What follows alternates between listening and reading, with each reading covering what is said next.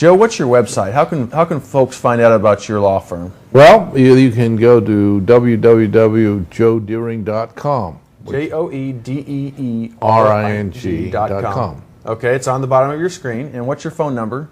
310-393-0701. Okay. And on that website, there are a lot of articles about different estate planning topics. You can go to the estate planning library and pick up articles there, and we're working on getting links to various other websites if you want to get more information regarding estate planning in these hard times. All right. And I'm putting on a lunch and dinner next Thursday at Chez Mimi. It's in Santa Monica on 26th Street at noon and 6. It's next Thursday.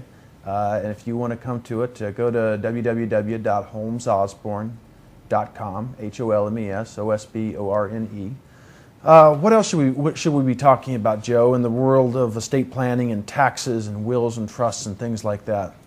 I think one thing we ought to talk about is children, because children are a big thing. We're talking about whether or not children are, and we're talking now not just kids, because obviously that's one topic, but we're talking about adult children. Mm-hmm. And adult children, young people these days have, unfortunately, some of them are going to be out of work. They're going to lose their job. Now, in my opinion, I think that when that happens, there seems to be, with a lot of people, a lot of panic. They're very scared, because this, quite frankly, is a scary time.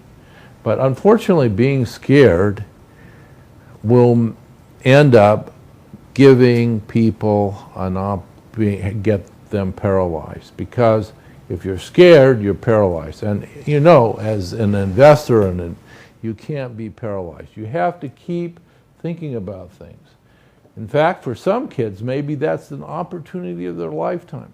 And complaining about their job for a long period of time, not doing what they want, maybe this is an opportunity where they can begin to do something else. For example, maybe they can do a business with the internet. Luckily, when we talk about the Great Depression and the ideas of what happened in the Great Depression, we always thought about, oh my God, I have to get another job, or we're going to be in a breadline. But today, we have the internet with most of these kids have the right training. They can go on, set up websites, do things that, with very little capital that never could have even been thought of before. So there is opportunities in that sense. Also, I think with the Obama tax plan, we're going to see an augmentation of unemployment insurance. And so with unemployment insurance being extended, this will give people a little more time to be able to do some of these things that sometimes you would never even have an opportunity for. And that, I think, is another thing to happen. Joe, I think our economy, people are going to have to really retool their skill set. I agree. And I think that you take a look at people that don't really produce a lot of extra value. Look at people in my business. How many financial planners, stockbrokers, trust department people, stock traders, et cetera, does this economy really need? It doesn't need the abundance that we have. Real estate agents, we don't need millions and millions of them. Loan brokers. So, a lot of these people will have to go back and they're going to have to teach school, and they're going to have to, produce something that people really, really need. And it's going to cut out a lot of the fat out of our economy. It makes for creativity. Yeah. And of course, not everybody has that creativity. Some people need to work. And I think the government's going to give lots of jobs. But the other thing that's amazing is that, for example, my daughter, when her husband was displaced, he was a construction worker, he got a job up in Utah. And she was able to do something which was very interesting. She was able to go on the internet, and she could get a job. She was a teacher here. She could get a job in Utah on the internet, so that when she went there, she had a job. She was able to do job searching remotely. Seamless, without a lot of, and this could never have been done before. Not even 10 years ago. It's amazing. We have a phone call from Bill in Los Angeles. Bill, how you doing? Yeah, pretty good show. Very interesting. Listen, I have a question about insurance.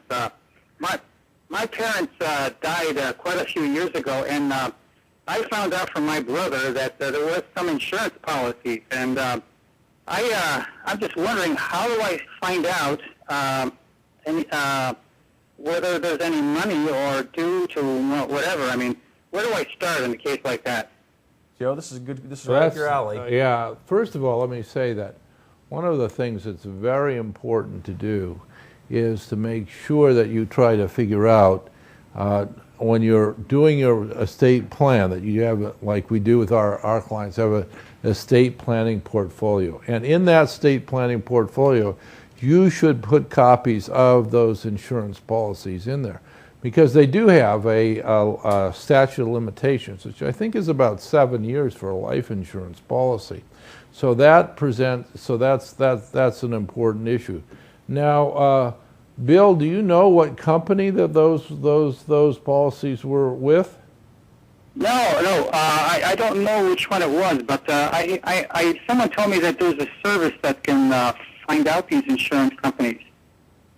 No, I don't think there is. I'm not I just- familiar with I that, just but thought- maybe you know something I more don't about know, that. but I do know that on certain states, if you look through the Secretary of State or something like that, you can see if there's assets that have been unclaimed or something like that. Have you ever heard that? I once looked it up a long time ago. Oh yeah, but I don't think he's talking about that. He's saying, okay, well, my dad had an insurance policy, and I don't know where that policy Bill, was. you And have to have a lead. You have to have a name of a company or an old policy or a clue. You know, if they lived in a certain state, what was the big life insurance company for that area? I mean, there's too many life insurance companies that have been gobbled up by other life insurance companies to just kind of guess. So, I mean, you're going to have kind of a hint about how you should go about doing it. Yeah, I'm sorry I can't give you any better advice than that. Now, what Holmes was talking about was in the area of trying to get money that is unclaimed. Now, that happens. There you have some money that's in a deposit that has to be deposited with, believe the Secretary of State eventually, first with the county, then the Secretary of State. So that's easy to trace, but in a situation like this, you're talking about a claim against an insurance company. And as I say, there is a limitation depending on the policy of, I think, approximately 7 years. So, you know, you better look at that. What happens when like someone dies and they have an insurance policy, and no one, and of course no one knew about it, like in my situation, and it has a certain numerical value, and so that you're saying after 7 years, if no one claims it or whatever, the money goes back to the company?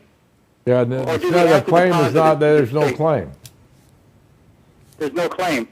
How long ago did your parents pass away, Bill? More than 7. Okay. But I'm not, that's not, every policy is different. And they There can live is- in a different state. Yeah, right.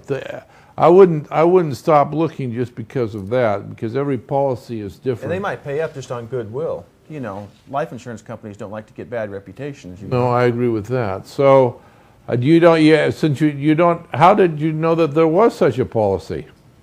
Well, it was more of hearsay from other family members, like, oh no, your father had an insurance policy, blah blah blah, and it didn't get any further than that. Yeah, Oh, Bill, you still That's there? it. I think that's it. Bill dropped out. Bill dropped out.